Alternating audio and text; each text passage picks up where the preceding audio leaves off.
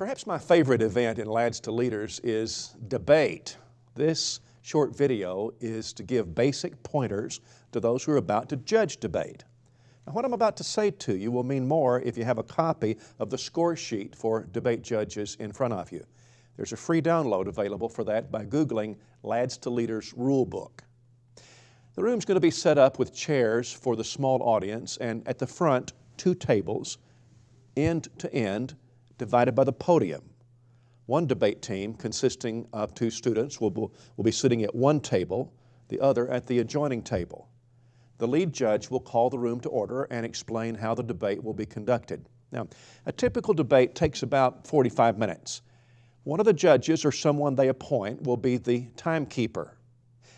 Every debate team will come to the convention knowing that they have 2 debates and will argue both sides of the issue. Now, I want you to first understand the concept of debate. Through the years, I've heard many parents say, "I know my son or daughter will be great at debate. They love to argue." Well, I can see why these parents might think that way, but it's based on a common misunderstanding about actual debate competition. While we often use the word argument in debate, it's a much more refined form of arguing. The force of my position isn't going to be won by how angry I am or about how loudly I say a thing or even how dramatically I might express a thought. A debate is won by controlled, critical thinking. The contest is won by using the persuasion of thought expressed in articulate language. Now, let's talk about terms that you'll need to know. Proposition. The centerpiece of a debate is called the proposition or resolution.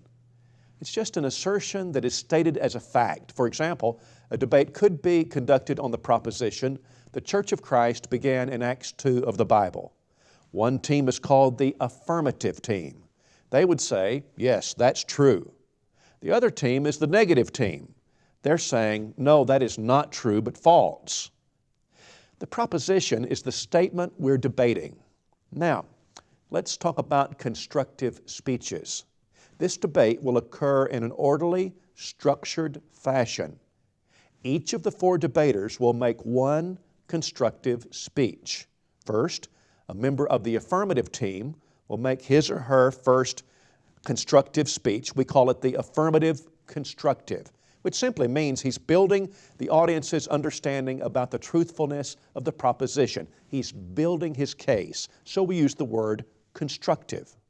We sometimes shorten it to simply say 1AC, first affirmative constructive. This first speaker has the duty to define the main words of the proposition clearly. Then the second speech will be from the negative team as they construct the reasons they're denying the truthfulness of the proposition. That's called the 1NC, or first negative constructive. Their partners will follow with the 2AC and then the 2NC. The major points of each side that they're making are called arguments. As you listen to each of the constructive speeches, you should see 3 or 4 main arguments come to the surface. You should write these down. You can just scribble them down briefly, but it's important so that you can look at them later during rebuttals. Now, the term rebuttal. After both sides have constructed their beliefs for or against the proposition, there will be a 5-minute break for the debate teams to discuss and prepare, and then we'll begin the 3-minute rebuttals. Each of the 4 debaters will present a rebuttal speech. During this time, no new arguments will be permitted. Rebuttals are solely for the purpose of pointing out the weaknesses in your opponent's arguments, and it must be done extemporaneously. Rebuttals cannot be written ahead of time because debaters don't know what their opponents will say. As each debater presents his rebuttals, look back at your list of arguments that his opponents gave in the constructive speeches. Do the rebuttals address all of his opponent's arguments? If not, that's a weakness. Does the debater do a good job of explaining why his opponent's constructive arguments should be rejected? As you look to the rebuttal speeches, keep an eye on the list of arguments you made earlier. A great debate team will make it easy for the judge by saying something such as, Our opponents made the following three arguments, and I'd like to address them in order. Pay the most attention to the rebuttal speeches. It's here that the students show you the depth of their preparation and how well they really understand the proposition. A good team will listen to their opponent's constructive speeches with a pencil and paper, making a list of the arguments and brief notes about how they want to rebut them. You will also listen for any new arguments raised during rebuttals and penalize appropriately for these. The rebuttal period is not for introducing new arguments, but for each team to carefully scrutinize the arguments that have already been made. One more thing about rebuttals. During his constructive speech, it is permissible for a debater to begin rebutting his opponents if he has the time. As a judge, you will determine which students most persuasively expressed their side of the argument within the guidelines of the rules. The score sheet, by design, leaves the judge the freedom to determine who did the best in the details of the debate, but also which team was actually best in persuading their audience.